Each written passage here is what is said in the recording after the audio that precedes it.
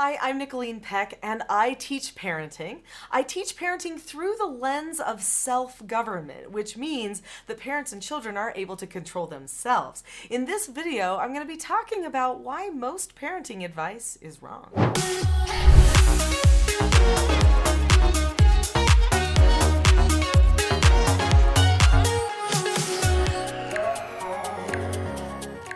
In this video, I'm going to be telling you about a couple of true stories from my life, and then what types of parenting advice you want to watch out for and why. I remember when I was expecting my first child, Quinn, and I was nervous, right? You don't know what you're doing, even though you've been raised by great people who loved you and cared about you. You still feel like, am I going to be able to do this? So everybody naturally hands out parenting advice to you all the time. You go to your baby shower and they all fill out little things of parenting advice, you know, stuff that involve what to do when your baby doesn't sleep in through the night and what to do when you need a little me time or whatever. All these different little bits of parenting advice. And I noticed that people started loading advice to me that didn't feel right. So there was one woman from my office who said to me, Nicholeen, if there's one thing I know, it's you do not feed that baby any more than every 4 hours. You have to train the baby right from the very beginning only every 4 hours. And I thought, that feels weird. That sounds like you're dictating to a person who can't understand. And what if they're hungry? But then I thought, well, maybe she's right. So I get to the hospital, right? I'm having the baby. Here's this cute little baby. I'm looking at the baby. The baby is hungry every 2 hours. And I'm thinking to myself, should I make the baby wait and scream? And my nurse said to me, the baby knows when it needs food, and so usually that's about every 2 hours, maybe 3. If you're super lucky, it's 4. But at first, you just follow the cues from your baby. And I felt so good about that. It felt so much more natural. And I thought to myself, that was horrible advice that woman gave me. How selfish that advice was, that she loaded on me. And actually, I entertained it for a while and thought, do I have to train my baby for what I want? This is actually a problem with a lot of parenting advice. A lot of parenting advice is selfish. People give advice based on what they want, but not necessarily based on developmentally where a child is at, what a child needs both morally, socially, physically. These are part of the child that need to be considered when a person is deciding whether they're going to accept advice from somebody or not. I've noticed, so I'm an older mom, I've got some gray hair, you know. In fact, I'm an empty nester pretty much. I've got one left at home and he's on his way out the door. I know that there is a lot of advice out there. People are even giving me advice right now as a up-and-coming empty nester. And what I've noticed is that so much of this advice is very selfish. Things like, you do what you want to do. That child can wait. You need to have your fun. You've got to nurture your social. You know, everything about you. But if I could give you a piece of advice that truly was life-changing for me, it was actually a piece of advice that I got at the United Nations, of all places. So I head a business called Teaching Self-Government, which is all about parenting. But because of the work I did teaching parents and children how to unify, there was another organization called the Worldwide Organization for Women that asked me to speak for them at the United Nations and later asked me to become the president of their organization. And when I was at the United Nations at the Conference on the Status of Women one year, there was a person who was talking about the needs of mothers, and they presented something that I actually had never considered before, although it rang true instantly.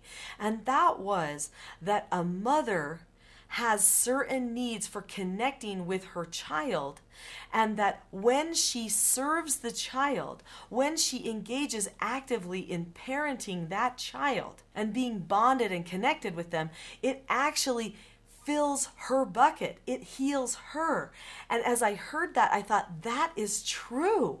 That's why those moments of bonding right after birth are so magical and important for mom and baby to have. It starts something that heals and helps mother and child all the way along through the relationship. But then the thought occurred to me, yeah, if mom wants it, if she wants that bonding and that connection, because you do have to decide to want it.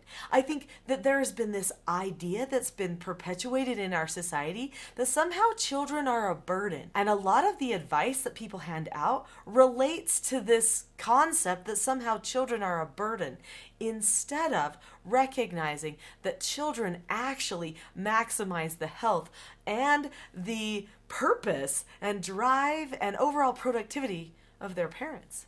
I know there's got to be a lot of parents who are watching this video, so before I get to some of my other probably interesting ideas about bad parenting advice, I would like to know what bad parenting advice you have gotten. So put it in the comments below. I know people hand out bad parenting advice all the time, and hopefully we're catching it and not following it.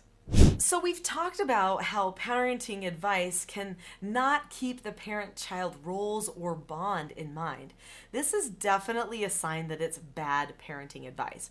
So if you are hoping to identify bad parenting advice when it comes at you, if that parenting advice is only about you and how you feel and what you want, then you can probably be pretty sure that that parenting advice is coming from a place of selfishness and is not taking into account the entire family dynamic and the developmental needs of your child. So when we're taking advice from other people, we need to be watching out for things that help our child develop, which means that they're going to solidify identity, which means that they're going to lead to increased unity. When someone is giving you parenting advice, does it end up leading you to unifying with your child, understanding your child more, helping your child understand you or learn from you?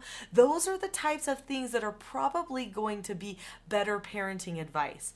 If those bits of parenting advice are just about controlling the child, shutting the child down, or making it so that the child is seen and not heard, those are going to be controlling, and that means that they're manipulative. Many people give parenting advice that actually is just nothing more than how to manipulate or trick your child. So they want to transform their child immediately instead of recognizing that each child have transformation occur within their own heart, and it's a choice that they make, and it's based upon truth.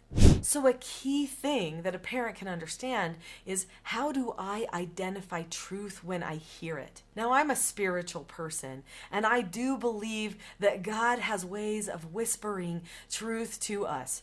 In fact, that there is a spirit of truth that you can feel when you come face to face with truth. So what I look for is, when somebody is giving me advice, I will ask myself, almost as if my mind asks my heart or my spirit, is this true? And I start discerning. And if I feel that, yes, I think this is true, and it looks like it's not just selfish about the parent, and it looks like it's not just about emotions or manipulation, but there is parental bond, parental role, there's teaching that's occurring, and we're understanding development while we're doing the teaching, then if all of those things align, then I usually know I have heard a truth that I probably am safe at applying. Another thing that you want to look for is a mentor. Every person needs to have somebody that they can look up to as a parent. I know many people come to teaching self-government and to learn from me because of that, because maybe they didn't have a parent who could mentor them properly in their lives. I would say the majority of people turn to their parents or grandparents or other wise people in their communities or in their churches that they feel like really do understand principle, live by truth, and are doing a good job at raising their children. And they will observe those people people, maybe even ask pointed questions to make sure they understand deliberate things that they can do so that they aren't the next person following bad parenting advice or giving out bad parenting advice to other people who might come asking. Our children truly depend upon us to be the examples of truth. And one of those ways that we are the examples of truth is through our tone. So calmness is one of the most important things that you can do to teach your children what really is important and what lessons they need to learn within their hearts so that they make good choices. Since you've stayed to the end of this video, I would like to give you a free gift, and it is my free Calm Parenting Toolkit. For everybody who sees this video, there's a link below that will take you to this mini course which has 10 different lessons in it for free. So click on the link that says teachselfgov.com/toolkit and I'll see you there.